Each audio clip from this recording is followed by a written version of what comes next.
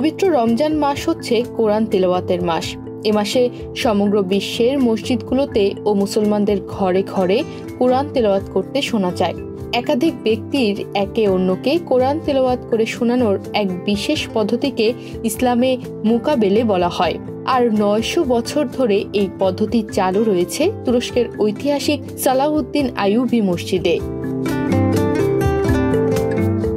বরাবরের মতো এবারের রমজানেও তুরস্কের শতাব্দী প্রাচীন এই মসজিদে কোরআন তিলাওয়াতের ঐতিহ্য অব্যাহত রয়েছে। 9 মার্চ রোববার তুর্কি সংবাদ মাধ্যম ডেইলি সাভার প্রতিবেদনে বলা হয়েছে, দক্ষিণ পূর্ব তুরস্কের দিয়ারবাকিরের সিলভান জেলায় অবস্থিত শতাব্দী প্রাচীন সালাউদ্দিন আইয়ুবী মসজিদটি 9 শতাব্দী ধরে মুকাবিলের ঐতিহ্য পালন করে আসছে। 1185 সালে নির্মিত মসজিদের প্রবেশপথের শিলালিপি অনুসারে পবিত্র রমজান মাসে জোহর ও আসরের নামাজের পর মসজিদে মুকাবিলে অংশগ্রহণকারীরা মহানবী হযরত মুহাম্মদ সাল্লাল্লাহু আলাইহি ওয়াসাল্লামের সুন্নাহের ওপর ভিত্তি করে এই ঐতিহ্য ধরে রেখেছেন।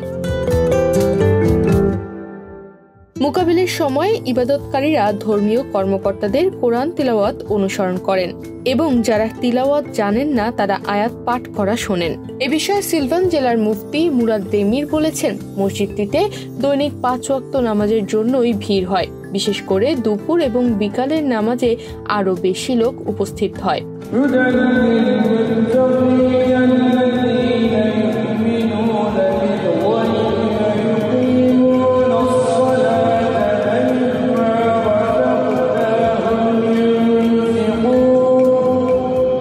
তিনি আরো বলেন, এই মসজিদটি একটি গুরুত্বপূর্ণ ঐতিহ্যবাহী স্থান। এর প্রায় 1000 বছরের ইতিহাস রয়েছে।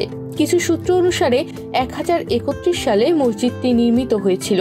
আবার অন্যরা ইঙ্গিত দেয় যে এটি আর্তুকিদ আমলে নির্মিত হয়েছিল, যার রেকর্ড 1152 সাল থেকে রয়েছে। পরবর্তীতে আইয়ুবী আমলে সালাউদ্দিন আইয়ুবী মসজিদটির সংস্কার করেন, যার কারণে মসজিদটি তার নামই বহন করছে। তিনি আরো বলেন, সেই সময় থেকে তারাবির নামাজ এবং মুকাবিলের ঐতিহ্য অব্যাহত রয়েছে। তারা তাদের পূর্বপুরুষদের রেখে যাওয়া ঐতিহ্য বহন করে চলেছেন এখনো।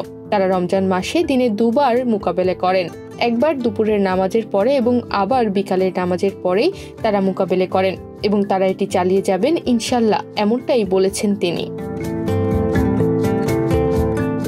মসজিদটি 850 থেকে 1000 বছরেরও বেশি সময় ধরে ইবাদতের জন্য উন্মুক্ত। কোরআন পড়া ও বোঝা অপরিহার্য এবং এর অর্থ হলো এর আদেশ নিষেধগুলো বাস্তবে প্রয়োগ করা। রমজান মাসে যখন ফিলিস্তিনের জনগণ গণহত্যার মুখোমুখি এবং জেরুজালেম অবরুদ্ধ, তখন জেরুজালেমের বিজয়ী সালাউদ্দিন আইয়ুবীর নাম বহন করা এই মসজিদে ঐতিহ্য পালন করা বিশেষভাবে অর্থবহ, যা আমাদের আরও অনুপ্রেরণা দেয়।